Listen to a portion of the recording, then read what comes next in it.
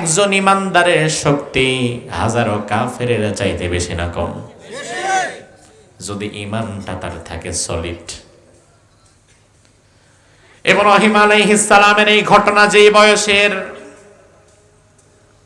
মুফাসসিরগণ বলেন তখন ইব্রাহিম আলাইহিস সালাম ছিলেন যুবক। কি ছিলেন? যুবক ছিলেন। পুরা সমাজের বিপরীতে তিনি একা দাঁড়িয়ে গিয়েছিলেন। তিনি বুঝতে পেরেছিলেন আমার সমাজের লোকেরা মাটির কাছে মাথা নত করে, আগুনের পূজা করে, নমরুদের পায়ে সিজদা দেয়। কিন্তু আসলে নমরুদ আমাদের রব না, আগুন আমাদের মালিক না, মাটি আমাদের প্রভু না।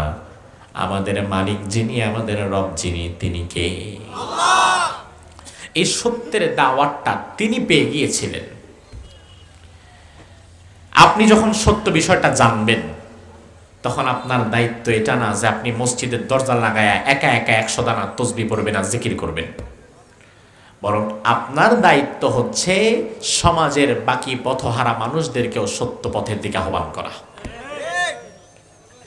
এখন আমাদের সমাজে মাশাআল্লাহ অনেক ভাইরা এমন আছেন, তারা মসজিদে নিজের ইবাদত নিয়ে ব্যস্ত, অথচ মসজিদের বাহিরে যে জালিমের জুলুম বেড়ে যাচ্ছে এদিকে তাদের কোনো ভ্রুক্ষেপ নাই। ইব্রাহিম আলাইহিস সালাম রবের সন্ধান পেয়ে গেছেন। তিনি কিন্তু চাইলে এত ঝামেলার দরকার কি ভাই? আমি তো আমার মতো, আমি যেহেতু আল্লাহর সন্ধান পাইছি, আমি আমার মতো নামাজ পড়ি, রোজা রাখি, হজ করি, যাকাত দিই, আমি আমার মতো জান্নাতে চলে যাই, বাকি মানুষদের সাথে ঝামেলা করার দরকারটা কি? কিন্তু তিনি তো ঝামেলায় জড়ায় গেলেন। হাটে মাঠে ঘাটে বাজারে গঞ্জে যেখানে যারে দেখে সেখানে রবের দাওয়াত দেয়। কিসের দাওয়াত? জোরে কোন? রবের দাওয়াত। মানে কার দাওয়াত? যারে দেখে তারাই বলে ভাই মাটির সামনে আর মাথা নত কইরো না, আগুনের পূজা করো না, সূর্যের পূজা করো না, লা তাসজুদু লিশ-শামস ওয়ালা লিল-কমার ওয়াসজুদু লিল্লাহ। সূর্যের পূজা করো না, চাঁদের পূজা করো না, আগুনের কাছে হাত পেতো না, নমরুদের কাছে মাথা নত করো না। হাত পাতবা, মাথা নত করবা একজনের কাছে, তিনি আল্লাহ।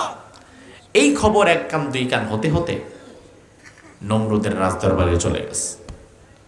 কোরআন বলছে সামিআনা ফাতান ইয়াযকুরুহুম ইউকালু লাহু ইব্রাহিম। নমরুদের কানে খবর আসলো এমন এক যুবকের আবির্ভাব হয়েছে সমাজে, ওই যুবকের নাম ইব্রাহিম।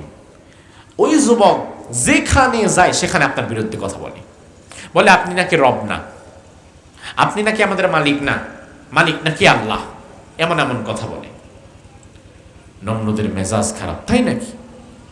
আমার রাজ্যে কার এত বড় সাহস যে আমাকে বাদ দিয়া আল্লাহর পথে ডাকতেছে? তাফসীর ইবনে কাসির প্রণেতা বলেন নমরুদকে আল্লাহ তাআলা রাজত্ব দিয়েছিলেন 400 বছর। কয়শো বছর? প্রথম 300 বছর সে নিজেকে খোদা দাবি করে নাই, জুলুম নির্যাতন করেছিল। শেষ 100 বছর নিজের খোদা দাবি করে ফেলছে। তার মানে হচ্ছে বিষয়টা খুব সহজ।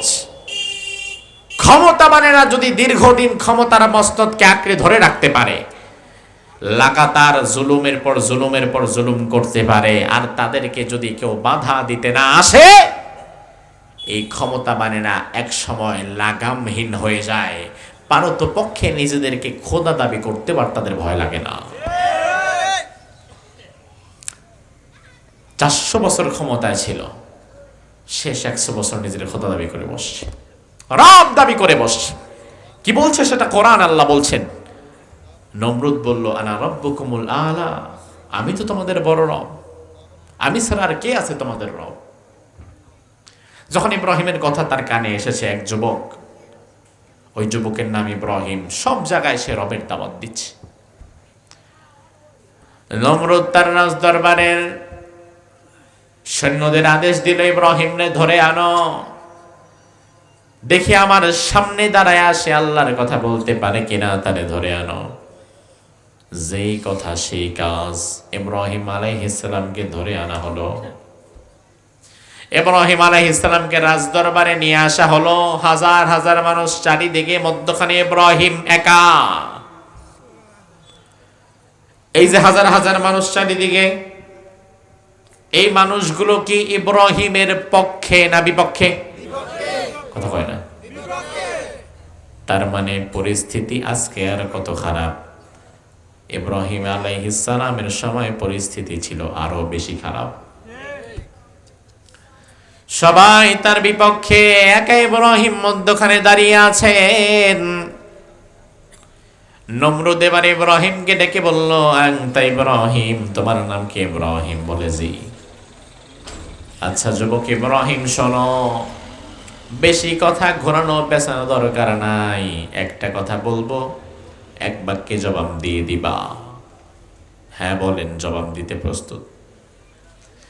নমরুদ বলল, শোনো, জবাব দাও আমার চোখের দিকে তাকিয়ে। মার রব্বুকা ইয়া ইব্রাহিম, ও ইব্রাহিম, তোমার রব কে? আমার ভাই, ওই মুহূর্তে দাঁড়িয়ে নমরুদের চোখে চোখ রেখে আমাদের জাতির পিতা ইব্রাহিম যে জবাবটা দিয়েছিল, ওই জবাব হচ্ছে আল্লাহ। ওই জবাব কি? জোরে কোন? বাহিরে বড় বড় কথা অনেকেই বলতে পারে, কিন্তু জালিমের মুখোমুখি দাঁড়িয়ে এর পরেও যে হক কথা বলতে পারে, বোঝা লাগবে তার ইমানের জজবা বেশি, ঠিক কিনা?